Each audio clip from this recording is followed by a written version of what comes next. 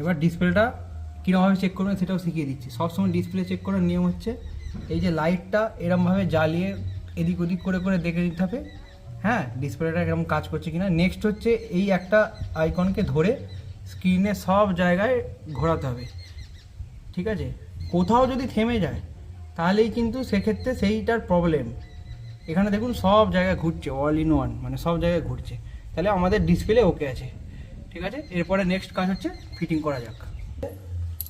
আমরা ডিসপ্লের চারধারে এরকম আটা মার্কেটে পাওয়া যায়, T7000, এই আটা আপনারা কিনে নিতে পারেন। এরকম দু রকম হয়, ব্ল্যাকও হয় হোয়াইট হয়। যেহেতু স্যামসাংয়ের ফোন তলা দিয়ে যাতে আলো না দেখতে পাওয়া যায় সেই জন্য আমরা ব্ল্যাক পেস্ট লাগাবো, ঠিক আছে। এই যে এরকমভাবে কোণা থেকে আপনারা আস্তে আস্তে দিতে শুরু করবেন, এই যে পাই টু পাই দিয়ে যাবেন, থামবেন না, এই যে দিয়ে যাবেন এরকমভাবে সোজাভাবে একদম গোটাটা